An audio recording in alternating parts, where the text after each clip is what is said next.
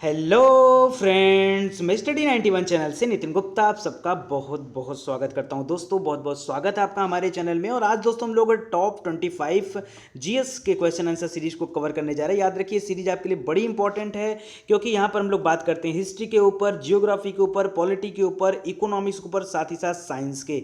यानी कुल मिला जिला के जो 5 मेजर पार्ट होते हैं उनसे आपके कितने अच्छे क्वेश्चन बन सकते हैं, उन सभी प्रश्नों पर बातचीत करते हैं। और उससे भी अच्छी बात है दोस्तों कि जो आसान क्वेश्चन होते हैं उस पर कोई बात नहीं होती है। जो क्वेश्चन अपने आप में वैल्यूएबल हैं, जिनके आने के चांसेस ज़्यादा हैं, सिर्फ उन्हीं क्वेश्चन पे बात होती है। ठीक है, तो अगर आप इस सीरीज से जुड़े रहेंगे तो याद रखिए आपका जीएस का जो पोर्शन है वो कहीं ज़्यादा मजबूत हो पाएगा। ठीक है, आप किस कोचिंग में पढ़ रहे हैं, कितनी तैयारी कर रहे हैं, इसका जायजा इसी बात से लगाया जा सकता है कि आप इस प्रैक्टिस सेट में कितने नंबर अचीव कर रहे हैं। ठीक है, तो अगर 25 क्वेश्चन है और एक क्वेश्चन में 1 नंबर का भी मानूं तो 25 नंबर में आपके कितने मार्क्स आ रहे हैं, यही आपको डिसाइड करना होगा कि आप जो है अच्छा पढ़ाई कर रहे हो या खराब कर रहे हो। ठीक है, तो चलिए इस सीरीज से जुड़े रहिएगा। बाकी जो लोग नए हैं उनके लिए पढ़ने के लिए बहुत कुछ है, आप हमारे चैनल से जुड़िए और सब कुछ आपको मिलेगा। और याद रखिए अगर अभी तक आपने हमारे चैनल को सब्सक्राइब नहीं किया तो जल्दी से सब्सक्राइब कर लीजिए, प्लस बेल आइकन को जरूर प्रेस करिए, क्योंकि तभी आपके पास नोटिफिकेशन जाएगा और आप जान पाओगे कि कितने वीडियोज अपलोड किए जाते हैं। ठीक है, आइए स्टार्ट करते हैं। मैंने आपको पहले ही बता दिया था कि जो हम लोगों के पढ़ने पढ़ाने की टेक्निक होगी वो क्या होगा। देखिए हम तो यहाँ पे बता देते हैं और आपको एक रफ और कापी कलम लेके बैठना पड़ेगा और वहाँ करना पड़ेगा कि पहले में कौन सा आंसर है आपके अनुसार। ठीक है, दूसरे में इसी तरह तो आप लास्ट में काउंट करोगे कि आज मैंने कितना पाया है 25 में। ठीक है, देखो जरूरी नहीं कि आप 25 में 25 तो अगर 5 7 8 भी पा रहे हो तो धीरे धीरे ये ग्रोथ होना चाहिए। ठीक है, जैसे आज आपने 5 क्वेश्चन ही सही किया तो कल जब आप सिर्फ देखोगे तो उसमें कम से कम आप 6 7 करने का जो उम्मीद रखो। ठीक है, ऐसे करते चलोगे तो आने वाले 1 महीने में 2 महीने में आपका क्या होगा, आपका जो ग्रोथ रेट होगा वो बहुत अच्छा हो जाएगा और आप बेहतर कर पाओगे। ठीक है, तो आइए स्टार्ट करते हैं। पहला दे रहा है कि सही सुमेलित नहीं है। आपको यहाँ पर बताना है कि कौन सा सुमेलित नहीं है। अब आप सभी को पता होगा कि जेम्स वाट ने भाप इंजन का आविष्कार किया था। वाष्प इंजन कहिए या भाप इंजन के, बात देखिए है। ठीक है, तो ये मोस्ट इंपॉर्टेंट है, तो आप लोगों को पता होगा।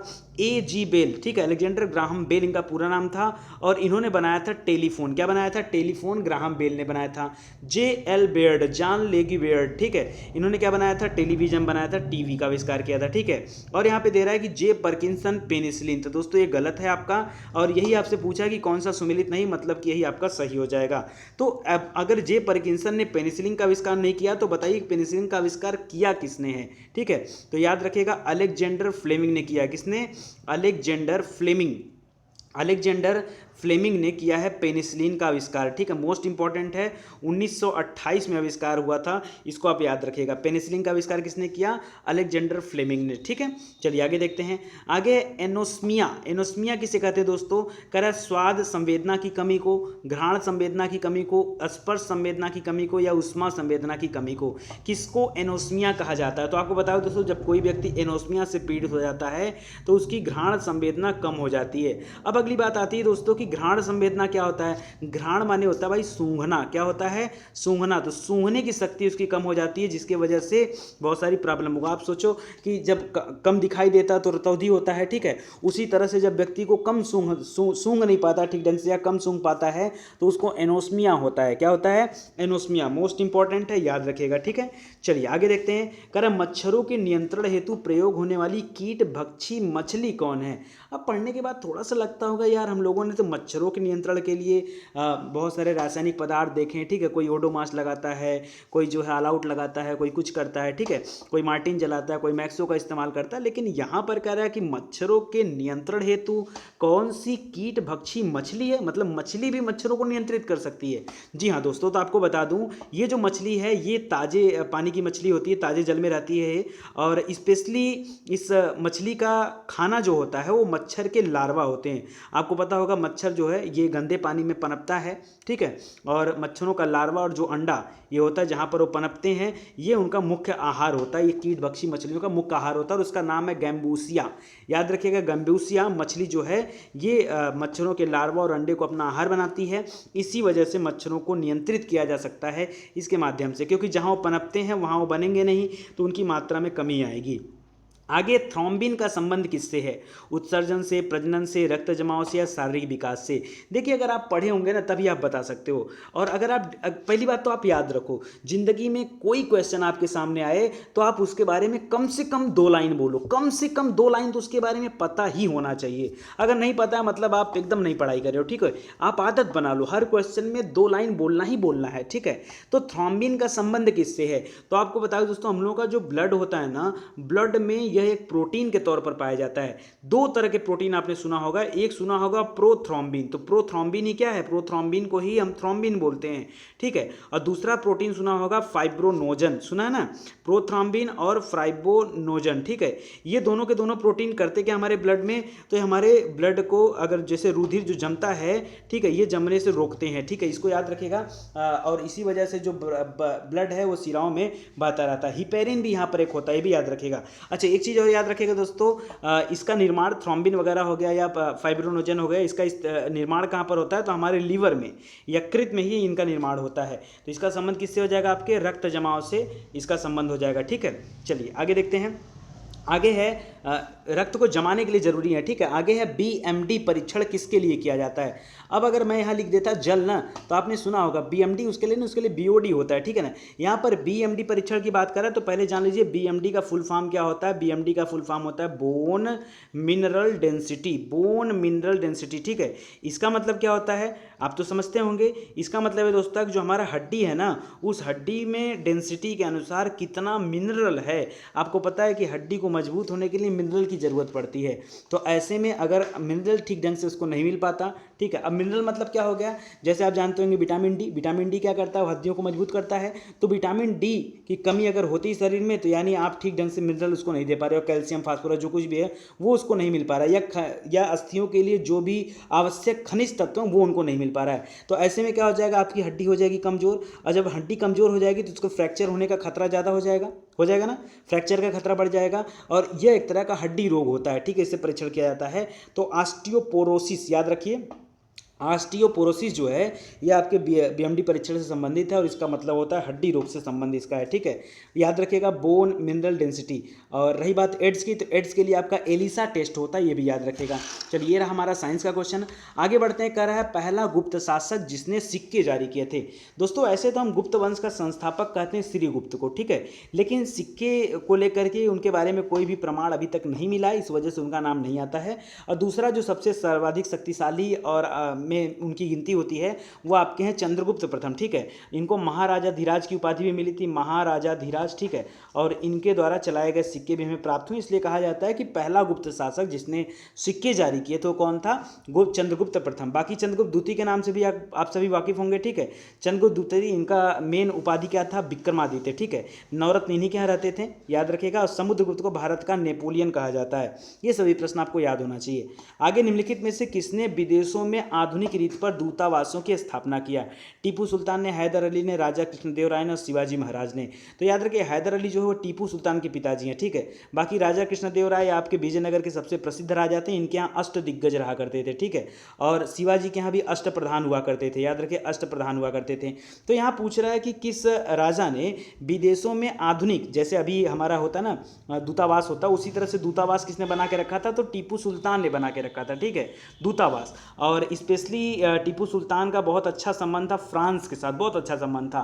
तो फ्रांस की मित्रता के लिए इसने बहुत सारे काम भी किए थे, और फ्रांस ने भी इसके लिए किया था। याद रखिए जिस समय अंग्रेजों से लड़ाई हो रहा था उस समय टीपू सुल्तान ने स्पेशली फ्रांस को खबर भिजवाया था कि हमारी इस लड़ाई में, अंग्रेजों की इस लड़ाई में आप हमारा साथ दें। बट दिक्कत था क्योंकि यह भी यूरोपियन कंट्री था, तो कहीं ना कहीं इनके ऊपर भी दबाव था, इस वजह से फ्रांस आगे आकर के मैसूर को जो है हेल्प नहीं कर पाया था। और आगे भी याद रखिए, जैसे अगर टीपू सुल्तान की बात कर दें तो इनका जो दूतावास था ये मॉरिशस में था, ठीक है। आज भी याद रखें मॉरिशस में हिंदी बोला जाता है, ज़्यादातर हिंदुस्तानी लोग हैं। इसके अलावा अफगानिस्तान में भी इसने अपना दूतावास बना के रखा था। अरब कंट्री में बहुत सारे दूतावास थे। कुस्तुनतुनिया का नाम सुना होगा, वहाँ भी दूतावास था। तुर्की का नाम सुना होगा, ठीक है, वहाँ भी दूतावास था। बाकी फ्रांस हो गया, यहाँ पे भी दूतावास था। तो कई सारे देशों में टीपू सुल्तान ने दूतावास बना के रखा है। इसके अलावा सबसे पहले मिसाइल बनाने का और रॉकेट बनाने का भी श्रेय किसको जाता है? याद रखिए इसी को जाता है, ठीक है। आगे देखिए 1665 ईस्वी में प्रसिद्ध पुरंदर की संधि शिवाजी ने किससे किया था, ठीक है। कह रहा है जय सिंह से, जसवंत सिंह से, शाइस्ता खां से और औरंगजेब से, ठीक है। मोस्ट इंपॉर्टेंट है, चारों लोगों का नाम एक ही जैसा लगता है, ठीक है, याद रखिए। लेकिन यहाँ पर जो राइट आंसर होगा, देखिए औरंगजेब के लिए संधि किया गया था, औरंगजेब ने नहीं किया था। तो पुरंदर की संधि शिवाजी ने किसके साथ किया था, जय सिंह के साथ किया था। किसके साथ, जय सिंह के साथ। तो पुरंदर की संधि हुई कब थी, तो 1665, आप एकदम रट लीजिए, बहुत ज़्यादा एग्जाम में पूछता है, ठीक है। 65 66 दोनों याद रखेगा, ठीक है, क्योंकि इसी बीच में हुई थी संधि। और इस संधि के दौरान शिवाजी को 23 किले जो थे वे मुगलों को देने पड़े थे, ये भी याद रखेगा, ठीक है। बाकी इन्होंने मुगल दरबार में भी जाना स्वीकार कर लिया था, लेकिन बाद में थोड़ा दिक्कत होने की वजह से वहाँ से भाग आए। आगे है महात्मा गांधी जी द्वारा संबोधित एकमात्र अधिवेशन कौन सा था।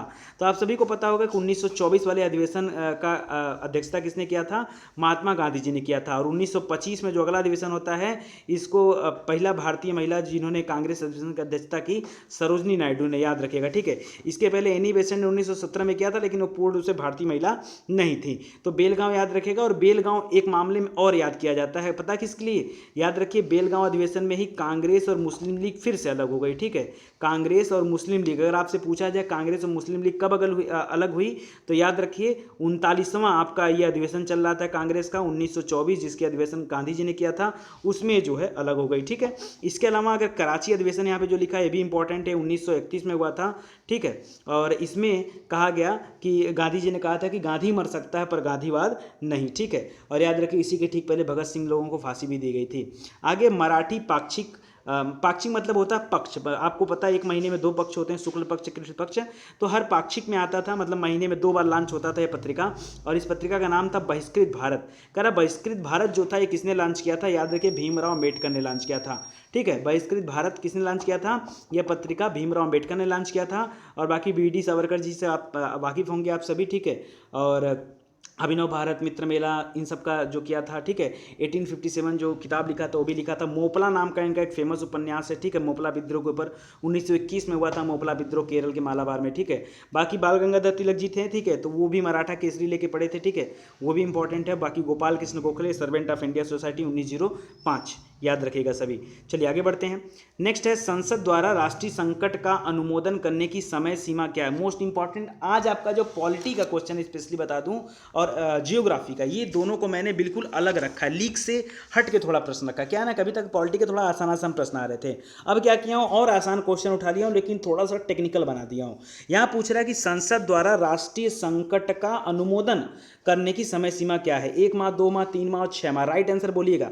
मैं आपसे पहले बोल चुका हूं दोस्तों कि आप कॉपी कलम लेके बैठो, तभी आप पता है जीएस टेस्ट सीरीज का मजा तभी आ पाएगा, नहीं तो कोई मतलब नहीं है देखने का, ठीक है। टाइम पास करने के लिए मत देखो भाई, ठीक है। वही लोग देखें टेस्ट सीरीज को जिनको लगता है कि हमको पढ़ना है, हमको जीवन में सक्सेस होना है, सफल होना है, ठीक है। तो अगर जिस तरह से आपको बताया जा रहा है, अगर आप वो तरीका फॉलो करेंगे तो फायदा आपका है। बताने के बाद भी अगर नहीं करोगे तो बेकार है, दुनिया में फिर आपको कोई नहीं पढ़ा सकता, ठीक है। इसको ध्यान रखिएगा। तो संसद द्वारा राष्ट्रीय संकट का अनुमोदन करने की समय सीमा जो तय की गई वो है 1 महीना। कितना, 1 महीना, ठीक है। ये मोस्ट इंपॉर्टेंट है। यहाँ पे ज़्यादातर लोग 3 माह या 6 माह चलते हैं, क्योंकि उनको लगता है कि जो भी उत्तर राष्ट्रीय संकट में आएगा सब 6 माह टिक कर दो। गलत है यार, पढ़ो एक एक चीज़ को, ठीक है। चलिए आगे बढ़ते हैं। करण निम्न में से कौन सी आपातकालीन स्थिति की घोषणा राष्ट्रपति स्वयं कर सकता है। कह रहा बाह्य आक्रमण अथवा सशस्त्र विद्रोह के फलस्वरूप उत्पन्न होने वाली आपातकालीन स्थिति। दूसरा दे रहा है कि राज्य में संवैधानिक व्यवस्था के विफल होने के फलस्वरूप उत्पन्न होने वाली आपातकालीन स्थिति।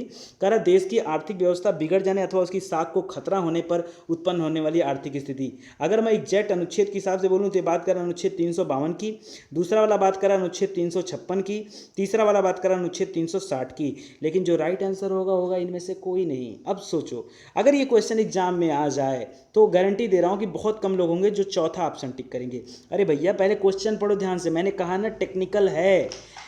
क्वेश्चन कह रहा है कि निम्न में से कौन सी आपातकालीन स्थिति की घोषणा राष्ट्रपति स्वयं कर सकता है। अरे मेरे भाई, राष्ट्रपति कभी भी स्वयं आपातकाल की घोषणा नहीं करता है। नियम है कि मंत्रिमंडल पहले उसको क्या देगा, लिखित अपना संवेदना देगा, उसके बाद जब तक वो लिखित नहीं देगा मंत्रिमंडल तब तक ये स्वयं अपने मन से कर देंगे।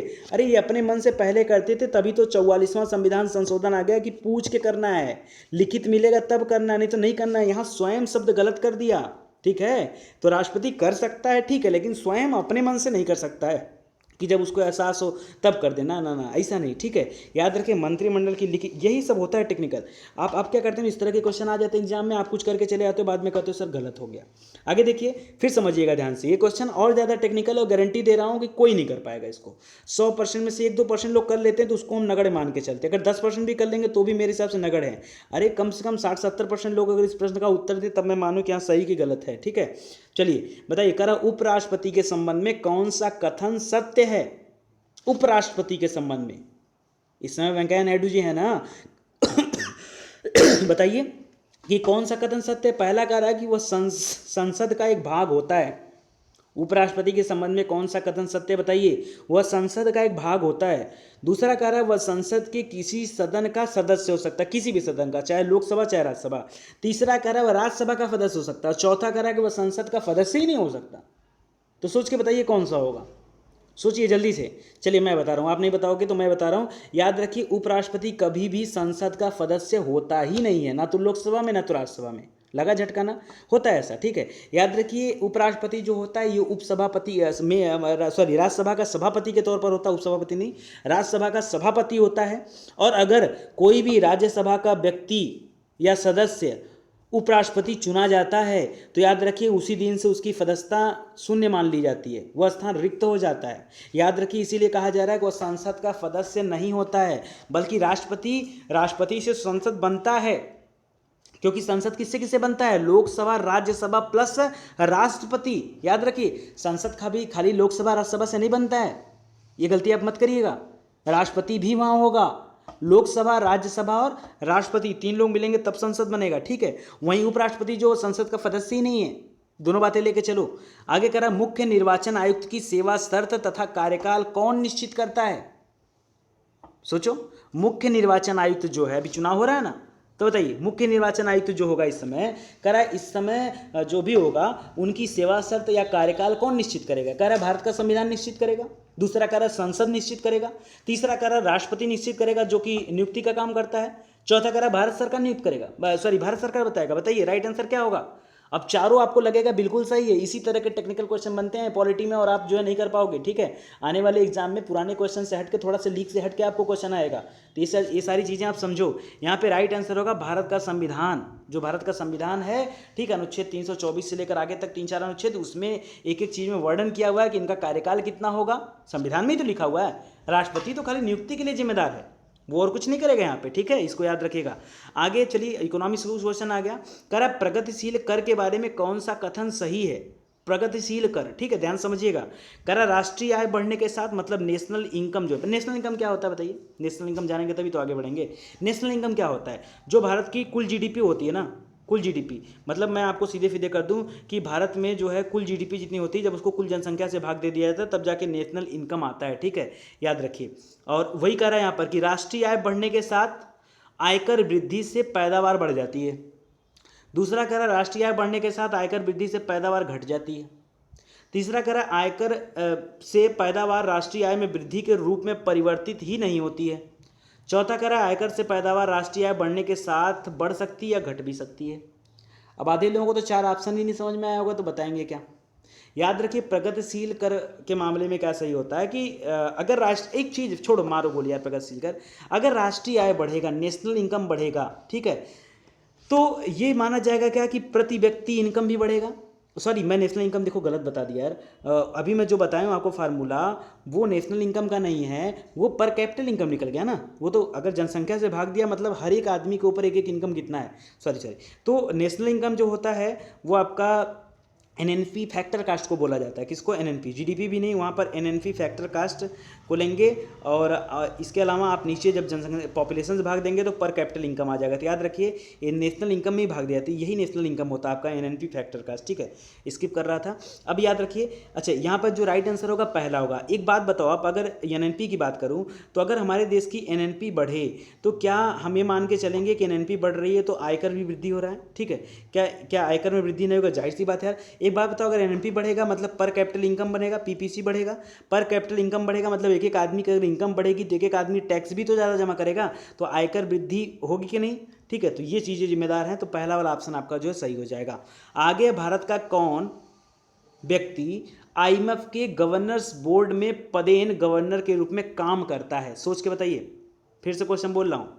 कह रहा भारत का कौन व्यक्ति आईएमएफ जानते हैं ना, इंटरनेशनल मॉनेटरी फंड, अंतर्राष्ट्रीय मुद्रा कोष, ठीक है, अंतर्राष्ट्रीय मुद्रा कोष के गवर्नर बोर्ड में पदेन गवर्नर के रूप में काम करता है? राष्ट्रपति काम करता है, प्रधानमंत्री काम करता है, आरबीआई का गवर्नर काम करता है, या वित्त मंत्री काम करता है? सोच के बताइए। आईएमएफ के गवर्नर्स बोर्ड में पदेन गवर्नर के रूप में कौन काम करता है? तो याद रखिए वित्त मंत्री काम करता है। और एक चीज़ और याद रखिए, ये भारत को रिप्रेजेंट तो करता ही करता है, साथ में दो देशों को और रिप्रेजेंट करता है। एक तो भारत को कर रहा है, दूसरा ये श्रीलंका को भी रिप्रेजेंट करता है, तीसरा ये भूटान को भी रिप्रेजेंट करता है। बाकी नेपाल पाकिस्तान ही नहीं है, बांग्लादेश वगैरह, लेकिन श्रीलंका, भूटान और भारत, ये तीन देशों का रिप्रेजेंट करता है आपका कौन? वित्त मंत्री। और ये पदेन गवर्नर होता है आईएमएफ के गवर्नर बोर्ड में। और आपको पता है कि भारत आईएमएफ के संस्थापक सदस्यों में गिना जाता है, ठीक है, तो याद रखिएगा। आगे कह रहा है 1969, ये वो साल है जिस साल इसरो की स्थापना हुई थी। ये वो साल है जिस साल नासा ने चंद्रमा पर नील आर्मस्ट्रांग को भेजा था, उन्होंने अपना कदम रखा था। ये वो साल है जिस वर्ष 14 बैंकों का राष्ट्रीयकरण हुआ था। और क्वेश्चन भी आ गया, 1969 में भारतीय बैंकों का राष्ट्रीयकरण किसके द्वारा किया गया? किसके द्वारा किया गया? पता है सबको कि 14 बैंकों का राष्ट्रीयकरण हुआ, किसके द्वारा? करा संसद में विधेयक पारित करके किया गया। दूसरा करा राष्ट्रपति के अध्यादेश के द्वारा किया गया। तीसरा किया गया संविधान में संशोधन के द्वारा किया गया। चौथा है सरकार की अधिसूचना द्वारा किया गया। पता है गलती होगी, बहुत लोगों से गलती होगी। देखिए अगर आप तुक्का मार के आंसर पाते हो तो उसको आप नगड़े मान के चला करो। मैंने कहा ना 2 लाइन आप बोलो, 2 लाइन अगर आपको नहीं आता मतलब आपको उस क्वेश्चन के बारे में कुछ नहीं आता। गलती से सही हो गया तो एग्जाम में गलती से नहीं सही होगा, एग्जाम में जो सही हो भी गलत होगा, ठीक है। तो 14 बैंकों का जो राष्ट्रीयकरण 1969 में किया गया था, ये राष्ट्रपति के एक अध्यादेश के माध्यम से जारी किया गया था, ठीक है, इसको याद रखिएगा। और राष्ट्रपति को अध्यादेश जारी करने की शक्ति कितने में दिया गया? अनुच्छेद 123 में। अच्छा राज्यपाल किससे करता है? ये 2 उठा के आगे रख दीजिए, 213 से। राज्यपाल अध्यादेश जारी करता है 213 से, राष्ट्रपति अध्यादेश जारी करता है 123 से। आगे बगलियार बांध परियोजना किस नदी पर बनाई गई है? जियोग्राफी का क्वेश्चन आ गया।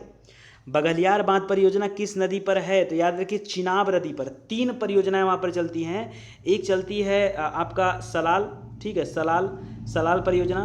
दूसरी है बगलिहार परियोजना, सलाल बगलिहार दुलहस्ती, ठीक है, सलाल बगलिहार दुलहस्ती, ठीक है। ये 3 परियोजनाएं हैं, मोस्ट इंपॉर्टेंट है, ठीक है। और यहाँ पर देखिए तुलबुल झेलम पे चलती, तुलबुल उरी 2 परियोजनाएं यहाँ पर, ठीक है। यहाँ पर सलाल बगलिहार दुलहस्ती याद रखिए। और ये जो बगलिहार की बात कर रहा है ये जम्मू कश्मीर के डोडा क्षेत्र में स्थित है। कहाँ पर? डोडा क्षेत्र में। तो याद रखिए चिनाब नदी यहाँ पर सही हो जाएगी। और बाकी आपकी जो मुख्य 5 नदियाँ पाकिस्तान में आके किस जगह पर सिंधु नदी से मिलती हैं? तो मिठानकोट में। कहाँ पर? मिठानकोट में आके मिलती हैं। सब याद रखिए के क्वेश्चन, ठीक है। आगे बढ़ते हैं। कह रहा है किस दर्रे के माध्यम से सतलज नदी तिब्बत से भारत में प्रवेश करती है? ये एकदम पेट क्वेश्चन है, बहुत सिंपल क्वेश्चन है लेकिन बहुत टेक्निकल क्वेश्चन। आप पढ़ोगे भूल जाओगे, इस टाइप के क्वेश्चन होते हैं। कह रहा किस दर्रे के माध्यम से सतलज नदी, आपको पता है ना। अच्छा ये भी याद रखिए चिनाब हो गया, रावी हो गया, और भी जो है, ठीक है, ये सब जो है ना ये भारत से निकलती हैं। लेकिन सिंधु, सतलज, ब्रह्मपुत्रा, ये तीनों नदियाँ क्या होती हैं? ये मानसरोवर के पास एक झील है वहाँ से निकलती हैं, ठीक है। तो याद रखिएगा क्योंकि वो तिब्बत में है तो वहाँ से भारत में आएगी सतलज नदी। तो कह रहा है सतलज नदी तिब्बत से भारत में जब प्रवेश करेगी तो जाहिर सी बात है किसी दर्रे के माध्यम से करेगी। बिना दर्रा के तो पहाड़ कूद के आ नहीं जाएगी। तो जो दर्रा क्रॉस करती है वो कौन सा दर्रा है यहाँ पे, वही तो आपको बताना है। तो याद रखिए ये सिपकिला दर्रा है। कौन सा? हिमाचल प्रदेश में पड़ता है सिपकिला दर्रा। और इस दर्रे को काट करके कहाँ आती है? ये भारत में प्रवेश करती है। गलती मत करिएगा, याद रखिएगा, ठीक है। करा पंजाब में क्षारीय मिट्टी किस नाम से जानी जाती है? आज तो लग रहा है कि जियोग्राफी और पॉलिटी में आप लोग एको नंबर नहीं पाने वाले हो, ठीक है। चलिए बताइए पंजाब में क्षारीय मिट्टी किस नाम से जानी जाती है? सोच के बताइए। क्षारीय मिट्टी की बात कर रहा हूँ। ऊसर, रोकर, धोकर, कल्लर। ऊसर, रोकर, धोकर, कल्लर, बताइए किस नाम से जानी जाती है पंजाब में क्षारीय मिट्टी? तो याद रखिए वहाँ पर रोकर नाम से बोला जाता है। पंजाब में क्षारीय मिट्टी को रोकर नाम से बोला जाता है, ठीक है। इसके अलावा अगर मैं उत्तर प्रदेश की बात करूँ दोस्तों, या उत्तर भारत की पूरी बात कर लूँ, तो हमारे यहाँ जो क्षारीय मिट्टी होती है इसको बोलते हैं बंजर। हम लोग बंजर भूमि है हम कल कल्लारी भूमि, कल्लर, कल्लर भी बोलते हैं, कल्लर, बंजम, बंजर, ऊसर, ऊसर नहीं बोलते हो, बोलते हैं ना ऊसर।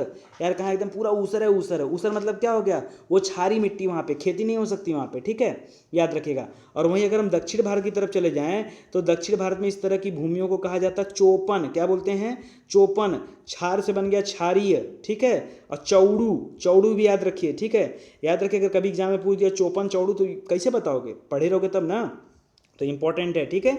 चलिए आगे बोलते हैं। आगे, करगम किस प्रदेश का लोक नृत्य है। दो चीज़ें होती हैं, एक शास्त्रीय नृत्य, एक लोक नृत्य। आपको पढ़ाया गया है, स्टैटिक जीके में आइए, आप स्टडी 91 के प्लेलिस्ट में जाइए, वहाँ पर स्टैटिक जीके में आ जाइए, वहाँ पर देखिए आपको पढ़ाया गया है, ठीक है।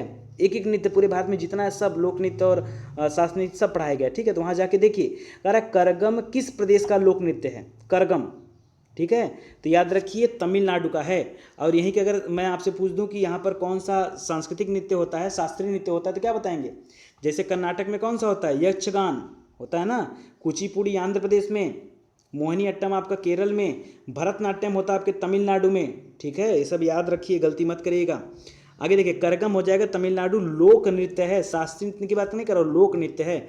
आगे, सूर्य के मध्य भाग को क्या कहा जाता है, सूर्य का जो मध्य भाग है, वर्णमंडल, प्रकाश मंडल, प्रभा मंडल या मध्य मंडल, सोच के बताइए। सूर्य के मध्य भाग को क्या कहते हैं, तो याद रखिए सूर्य का मध्य भाग कहलाता है प्रकाश मंडल, और जबकि जो ऊपरी भाग है वो कहा जाता है वर्णमंडल, उसको क्या बोलते हैं, वर्णमंडल, ठीक है। मध्य भाग को प्रकाश मंडल और ऊपरी भाग को वर्णमंडल, ठीक है।